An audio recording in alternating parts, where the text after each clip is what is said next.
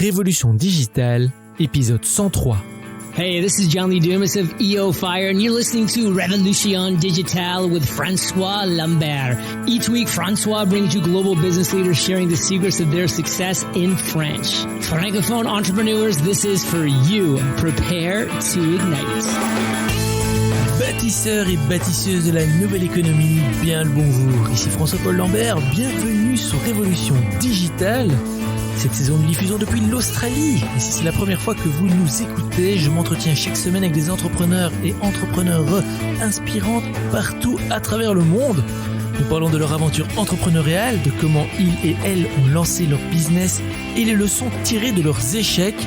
Si vous êtes à la recherche de sens dans votre travail, si vous vous dites « Je ne veux pas juste être le maillon d'une chaîne, je veux être indépendant et faire une différence », vous êtes au bon endroit.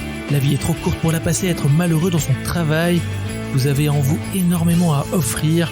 Et avec Révolution Digitale, nous allons non seulement vous donner de l'inspiration, mais aussi des outils et des recommandations concrètes que vous pourrez mettre en œuvre chaque semaine pour faire ce que vous avez toujours vraiment voulu faire et travailler pour votre rêve, pas celui de quelqu'un d'autre.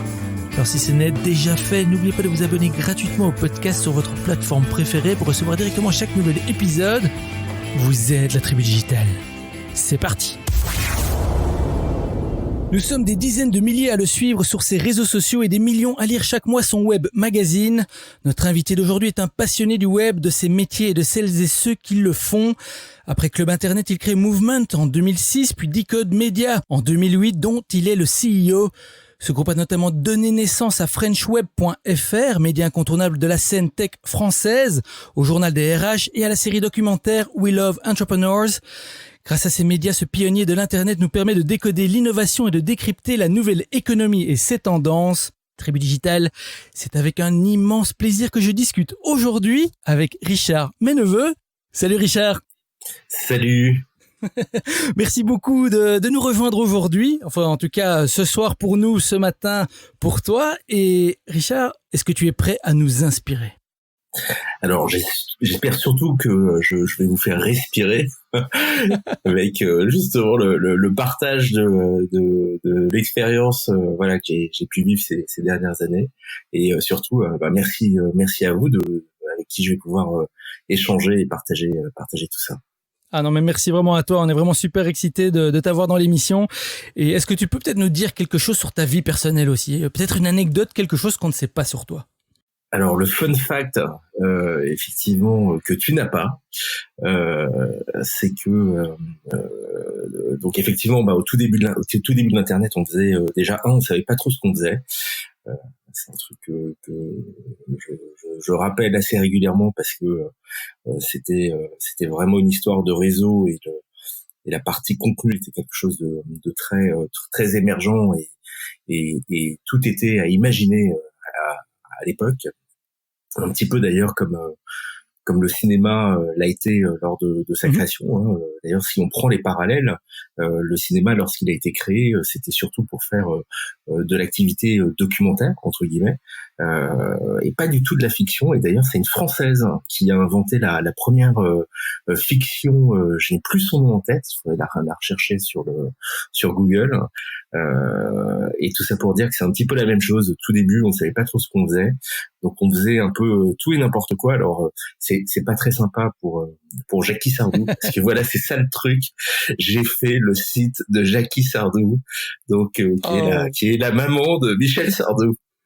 Mais oui, mais alors là, ça c'est un super fun fact.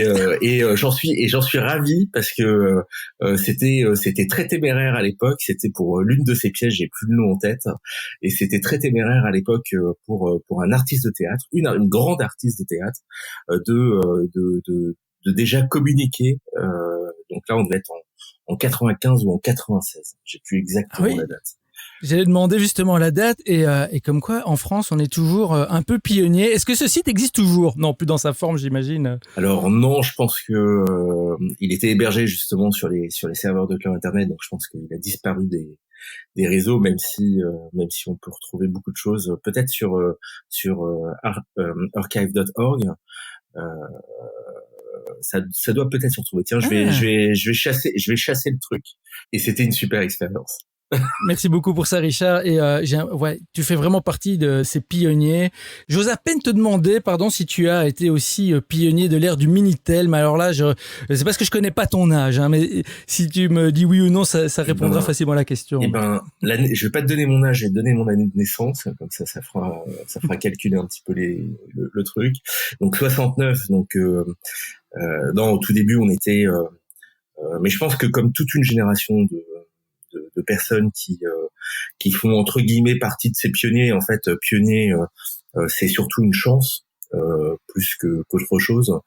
C'est pas du tout un titre, c'est vraiment une chance qu'on a eu. Et d'ailleurs, le titre de ton émission, c'est celui-là, c'est Révolution digitale. On a eu cette chance de découvrir au travers d'abord de l'informatique et ensuite des réseaux, justement cette révolution qui transforme d'une manière considérable nos vies. Tout d'abord par effectivement des logiques de communication, parce que ça a vraiment été pour moi le premier choc. Ça a vraiment été cette possibilité de communiquer en quasi temps réel avec le bout du monde, puisque à l'époque je gérais un BBS sur First Class, donc c'était en parallèle du Minitel. Il y avait le Minitel en France et il y avait les BBS dans le reste du monde. Oui, un peu l'ancêtre du forum, ça, le BBS. Exactement. Bah, c'était en fait des serveurs qui administraient des forums notamment, et donc tout ça pour dire première étape l'informatique, deuxième étape les réseaux, troisième étape effectivement la communication, et ensuite véritablement à la fois les contenus, mais surtout la digitalisation de nos vies, c'est-à-dire ce qu'on appelle vraiment la transformation numérique, c'est-à-dire tout ce qu'on faisait en réel, c'est digitalisé. Et ce qui est génial, c'est que l'étape d'après, qui est celle qui est déjà amorcée depuis maintenant, je vais dire, une petite dizaine d'années, c'est vraiment la création de nouveaux produits, de nouvelles innovations, qui elles ne relèvent pas de la transformation numérique, mais vont véritablement changer le monde. Et d'ailleurs, c'est ce qui me passionne aujourd'hui au quotidien, c'est d'identifier des innovations qui ont de l'impact sur nos vies, dans la santé, dans la mobilité, dans tout un grand nombre de domaines, et qui vont tout simplement, par exemple dans la santé, une boîte comme Okin, qui si elle réalise les ambitions qui sont les siennes, nous fera peut-être gagner une dizaine d'années de vie au travers de l'analyse des données qu'elle fait de santé. Voilà, c'est le type d'innovation aujourd'hui qui capte mon attention et qui aujourd'hui auquel je me consacre au maximum. Génial. Et ben voilà, 69, on peut dire que tu es né sous le signe de grands changements, en tout cas en France, en Belgique, et même un peu partout dans le monde, on va dire. Et tu as transposé ça dans ton métier, et on va aborder un peu ça plus en détail, puisque bon, il y a évidemment French Web, qui est la grande plateforme média que tu as lancée, que tu gères. Il y a le journal des RH, on a parlé, tu fais des documentaires Wheel of Entrepreneur, et tu viens de nous donner 2-3 autres indices sur ce que tu fais. Est-ce que tu peux nous expliquer, ben voilà, sur quoi tu te concentres ton énergie principalement pour le moment, et pourquoi tu as choisi particulièrement ces business models? Alors je sais, plusieurs questions en une, mais je te laisse nous structurer tout ça. Alors l'idée au débarrage de French Web, alors quand tu parles de revenus, c'est un bon biais en fait. L'idée au démarrage, c'était de réussir à coupler à la fois une activité qui était capable de générer en fait les revenus nécessaires pour vivre, et de l'autre côté me permettre de faire ce qui me plaisait le plus. Et ça, c'est vraiment la logique de départ. Maintenant, comme je disais juste avant, ma passion, c'est d'identifier véritablement ce qui change nos vies au quotidien au travers de l'innovation qui est pas simplement technologique, mais qui peut être design, marketing, business, organisationnel, etc. Et d'essayer de comprendre pas simplement ce que ça va changer, mais également comment ça fonctionne, c'est-à-dire la dimension très opérationnelle, de ces innovations. Je pense qu'une innovation qui n'est pas applicable ne sert pas à grand chose finalement, ou en tous les cas pas immédiatement. Donc ça a vraiment été le sujet, et l'idée de French Web est vraiment née de cela. Et French Web est née. Alors en fait la boîte a été créée en 2008, mais en fait existe bien avant, puisque en fait French Web c'était un groupe sur LinkedIn où il y avait un certain nombre de personnes, de professionnels de l'internet avec qui j'échangeais pour justement partager nos veilles respectives, c'est-à-dire identifier telle ou telle boîte, tel ou tel projet dans des labos dans le monde qui pouvait être intéressant à suivre. Et c'est devenu véritablement un média quand j'ai décidé de franchir une nouvelle étape en créant Decode Media. Voilà. Et pas qu'un média, puisque maintenant vous êtes actif avec French Web dans quand même beaucoup d'autres activités. Est-ce que tu peux nous en dire un peu plus? Il y a une logique bien entendu, il y a une croissance qui amène à pouvoir faire à chaque fois de nouvelles choses, et donc d'incrémenter de nouveaux projets, de passer aussi à d'autres choses. C'est ça qui est intéressant, c'est-à-dire de réussir à réaliser des projets et puis d'en créer de nouveaux. Donc la diversification s'est faite bien entendu sur le journal des RH, qui est en fait l'équivalent de French Web, mais qui parle d'innovation dans les organisations, parce que quand on parle de transformation numérique, le point central en fait c'est l'humain. C'est-à-dire que au-delà des innovations, c'est comment on est capable de les implémenter dans nos entreprises et dans nos organisations. Finalement, c'est ça le fond du sujet, plus que l'innovation technologique à proprement parler. Donc voilà, et on développe également de nouveaux projets qui finalement en fait appuient une stratégie qui est assez long terme, qui justement consiste à consacrer un maximum de moyens à l'identification de nouvelles tendances en termes d'innovation, et de réussir à les décoder. C'est ça la mission de l'entreprise depuis le début, et c'est pour ça que on s'appelle Decode Media. D'accord. Et donc, en fait, sous Decode Media, tu as French Web. Est-ce que le journal des RH et tes autres activités sont aussi sous Decode Media, ou est-ce que ce sont des activités séparées? Oui, non, sont tous sous Decode Media. J'ai et ça c'est un truc d'entrepreneur. J'ai pour habitude de simplifier au maximum nos organisations.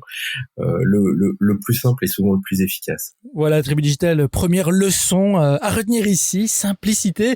Et ben justement, il y a pas mal de membres de notre audience qui se posent une question particulière. On a des auditeurs et des auditrices un peu partout dans le monde, et il y en a beaucoup qui veulent se lancer, mais pas en mode start-up nécessairement. Ils ont des idées de se lancer en tant qu'auto-entrepreneur ou solo-entrepreneur et voir comment ça se développe. Et ils se posent un peu une question sur... Bon, nous, French Web, c'est une ressource qu'on consulte souvent, donc on voit un peu ce qui se passe en France. Mais est-ce que tu penses, toi, qu'il y a un marché pour les entrepreneurs solo en France? C'est-à-dire, on voit tous ces entrepreneurs un peu à l'américaine, aux États-Unis, des Tim Ferriss, etc. Est-ce qu'il y a un marché pour ce type d'entrepreneur en France? Je pense surtout que le premier point, c'est que l'entrepreneuriat, c'est un chemin personnel. Donc il y a autant de formes d'entrepreneuriat que d'individus. À chacun de vivre le chemin qu'il a envie de parcourir, les étapes qu'il a envie de franchir, même si des modèles en tous les cas se dessinent. À chacun finalement de penser à quels sont ses objectifs. Après on peut faire ça de manière un petit peu empirique, sans vraiment y réfléchir, et vivre son aventure entrepreneuriale un petit peu à la volée du moment. Voilà, donc il y a effectivement l'opportunité, disons en tous les cas, d'identifier des objectifs, ce qui permet un petit peu de se fixer un cadre et une méthodologie pour aller là où on veut aller, même si ça sert à pas grand chose de trop prévoir ce qui va se passer, parce qu'on ne sait absolument pas ce qui va se passer. Le sujet, c'est plutôt de savoir ce qu'on a envie de faire, et de s'y consacrer le plus pleinement possible, parce que je pense que le point clé dans l'entrepreneuriat, c'est l'engagement, c'est vraiment d'y aller à fond. Si vous y allez pas à fond, ça va être difficile et vous risquez là effectivement de vivre ça comme un échec.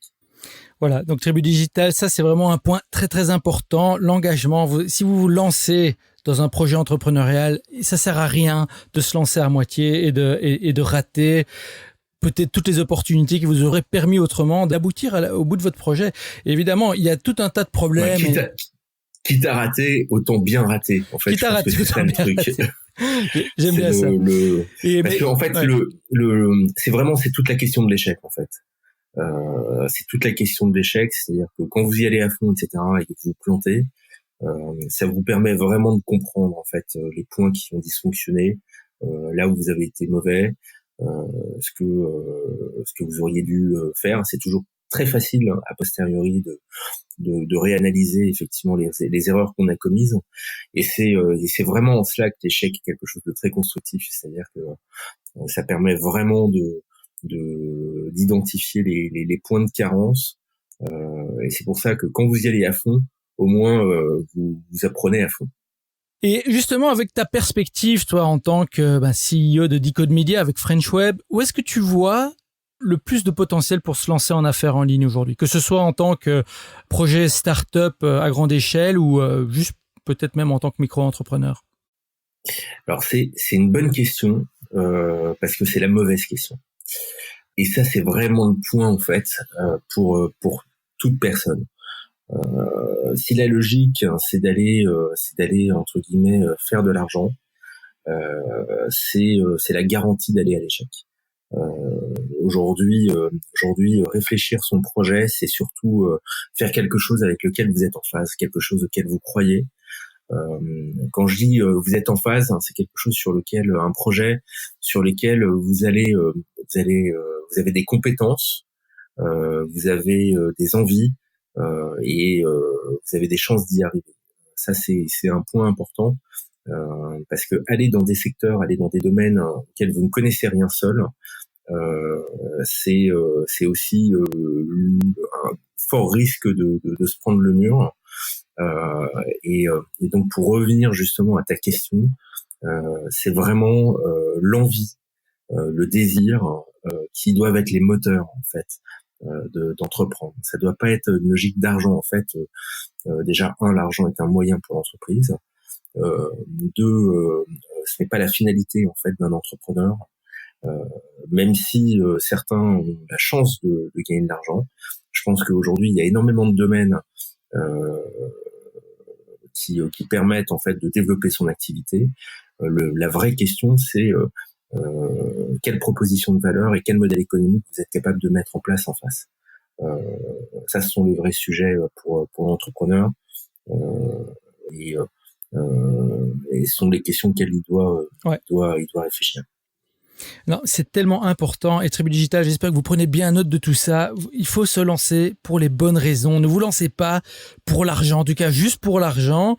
Comme Richard l'a dit, quitte à rater, autant bien rater, mais quitte à rater, ne ratez pas juste parce que vous vouliez vous lancer pour l'argent. Donc, j'aime bien pour l'argent, il y a le loto, Voilà, il y a le loto et là vous êtes sûr de rater. De toute façon, statistiquement, c'est pas en votre faveur. Mais vraiment, merci pour ça, Richard. Et avant qu'on passe rapidement à la suite, à ton aventure en tant que telle, je voulais juste te poser une dernière petite question. Comment est-ce que tu as fait pour te faire connaître avec French Web? Est-ce que tu avais une stratégie presse particulière ou tu utilisais... Comment as-tu fait en fait? J'ai pas du tout cherché à me faire connaître, tout simplement. En fait, la logique de French Web, c'est justement une logique communautaire, donc c'est une logique d'échange. Il y a vraiment un trade entre les uns et les autres, et je pense que c'est vraiment le fondement en fait de tout ce que l'on fait, c'est-à-dire que nous sommes à la recherche d'innovation, nous sommes à la recherche de partage d'expérience, et notre communauté, nos lecteurs, nos auditeurs, etc. Partagent avec nous leur expertise, leurs expériences, et c'est ce qui permet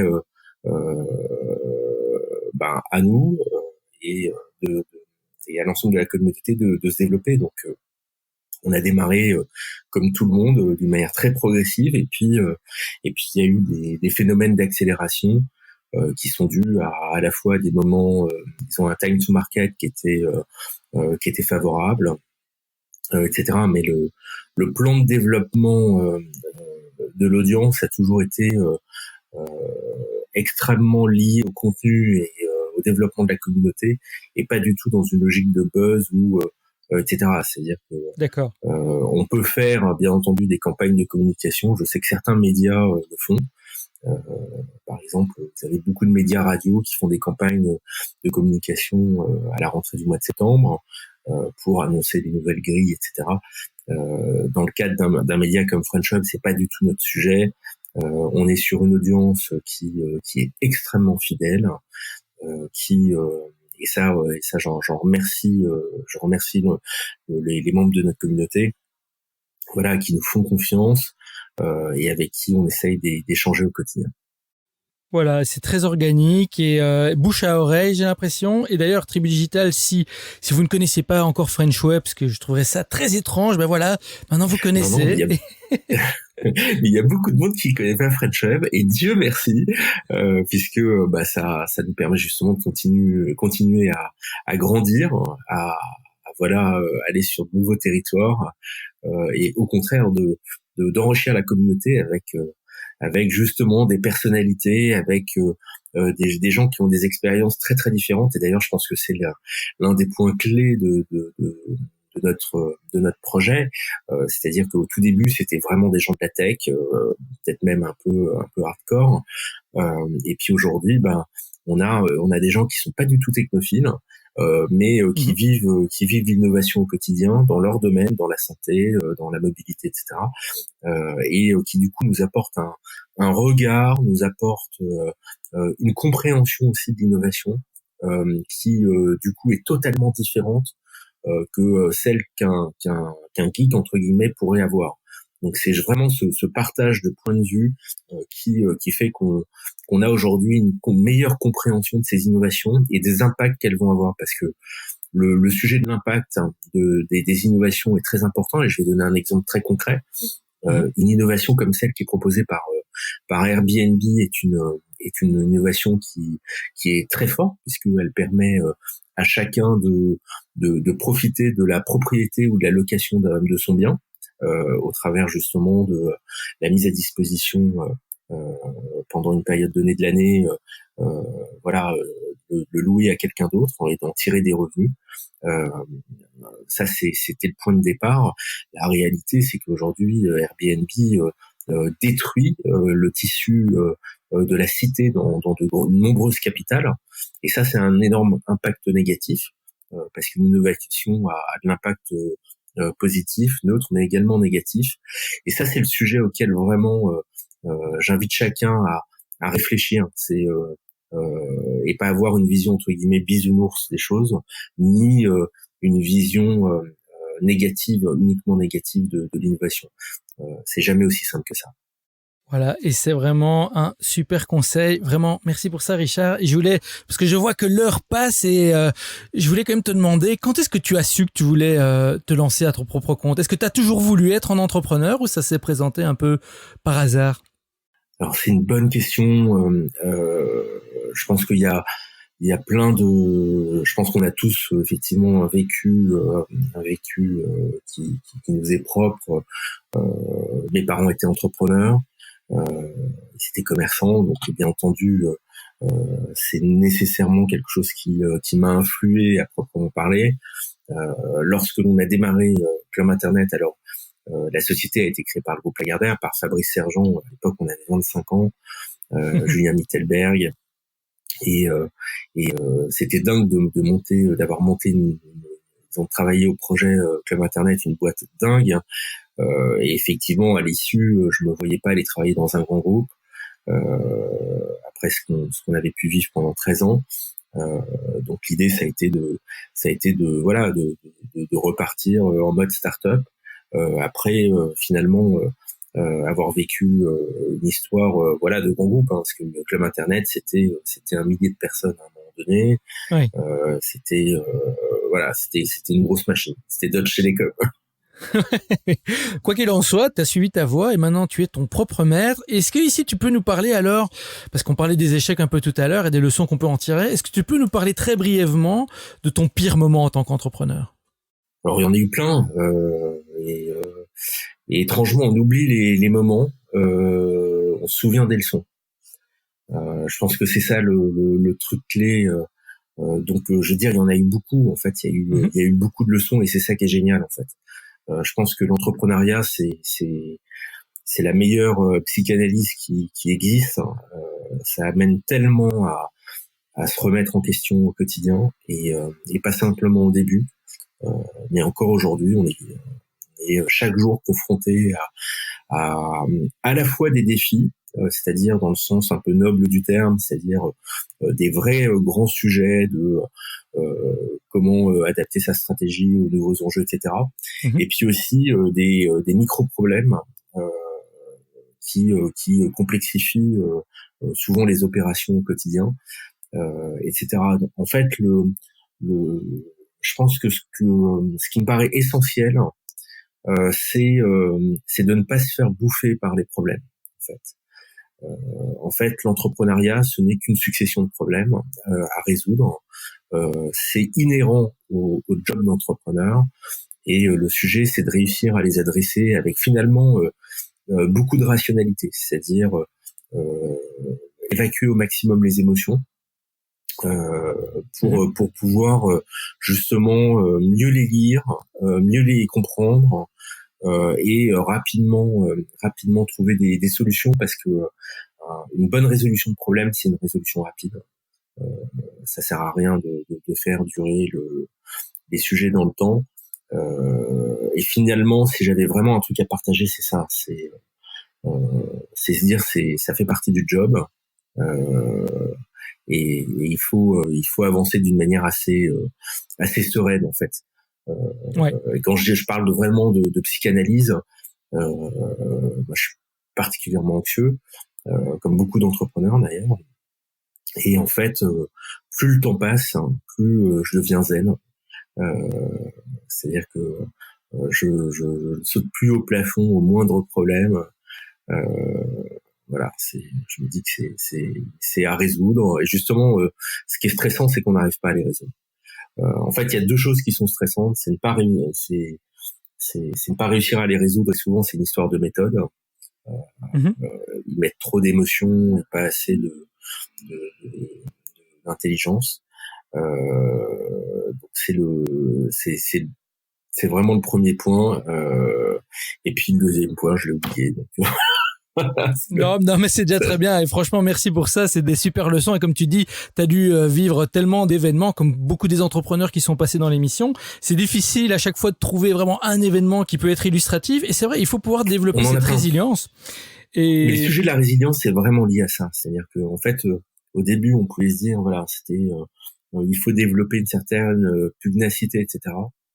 En fait, tu t'aperçois que de problèmes, tu découvres des qualités. En fait, quand je dis des qualités, c'est que tu développes de nouvelles aptitudes sur lesquelles tu n'étais pas très fort. Et puis, du coup, de ces problèmes, tu développes ces aptitudes et c'est ça qui est génial en fait. En fait, ce que j'ai pu vivre ces 25 dernières années, c'est ça, c'est au quotidien une amélioration personnelle et grâce justement à la confrontation des autres, du projet, etc. Voilà, donc il faut vraiment que vous caliez ça dans votre processus de développement Tribu Digital. Et Richard, si tu pouvais nous résumer la leçon clé que tu as retirée de ton expérience jusqu'à présent en tant qu'entrepreneur, qu'est-ce que ce serait ? Restez zen. Restez zen. Non, mais en fait, déjà, je pense qu'il n'y a pas de leçon parce qu'en fait, chacun vit les sujets à sa manière. C'est vivre pleinement en fait son aventure entrepreneuriale. Je pense que le sujet c'est la vivre, en profiter dans le bon sens du terme, c'est-à-dire vraiment embrasser les succès et les difficultés de la même manière, et systématiquement, voilà, avoir en tête la finalité qu'on s'est fixée. Je pense que ce sont les points clés. Voilà, pour ma part, bien entendu. Oui, non, mais c'est vraiment absolument excellent, Richard, et j'aime beaucoup ce que tu viens de dire. Vivre pleinement son aventure entrepreneuriale et garder en tête les objectifs qu'on s'est fixés. Tribu Digital, ça va dans votre carnet de notes. Et Richard, avant qu'on se quitte, ce que je te propose ici, j'aimerais bien, on va refaire descendre un peu l'énergie et l'émotion. Je sais que tu dois partir dans quelques minutes, mais si on peut faire vite une petite pause café ou une petite pause cocktail, c'est toi qui choisis. Ensuite, on s'installe, je te pose une série de questions en rafale. Alors, que préfères-tu ? Allez, là je suis à 18 cafés, donc je vais passer au cocktail. Allez, pause cocktail. Et ici, c'est pas pause cocktail fin de soirée, c'est plutôt...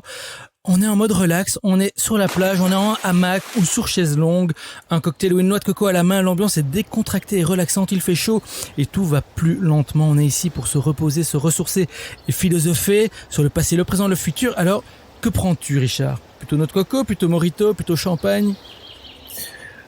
Champagne. Alors, les bulles. On va aux bulles.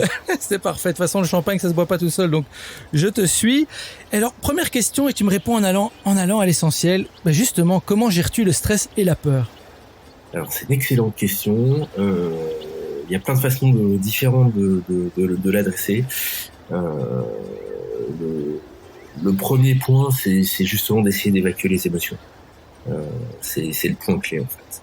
Déjà, ne pas avoir peur, c'est quelque chose c'est le point de départ. C'est se dire, il faut l'évacuer immédiatement parce que c'est ce qui empêche d'avancer, et c'est ce qui amène justement à commettre des erreurs. Donc,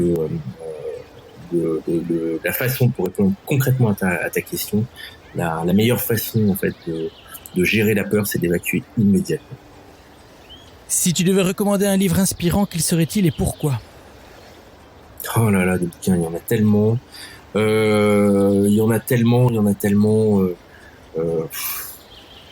Allez, ça peut être une autre source si tu veux. Un film que tu as vu, un podcast. Non, c'est pareil. C'est Révolution digitale. Yes. Dans des bouquins, il y en a tellement plus. J'en ai encore une pile là à lire. Allez, je vais faire la promo de 7 jours avant la nuit. De mon ami Guy Philippe Goldstein, qui est un thriller justement qui intègre beaucoup de questions sur la cyberdéfense. Je l'ai devant moi, c'est aux éditions Gallimard. C'est le prochain pavé que je dois lire parce que il fait quelque chose comme 625 pages. Ah ouais. Donc voilà. Allez, si j'avais un bouquin, ce serait celui-là. 7 jours avant la nuit. 7 jours avant la nuit. Alors, à quoi ressemble ta journée type, très rapidement ? Est-ce que tu as peut-être une routine qui t'aide au quotidien ?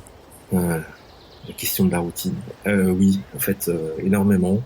Donc, je me lève entre 5h30 et 6h30 en fonction des jours. Donc, bien entendu, j'ai une multitude de routines. C'est assez... c'est assez processé, l'air de rien, d'une manière assez naturelle. C'est-à-dire qu'en fait, effectivement, j'enchaîne toute une série de tâches les unes après les autres.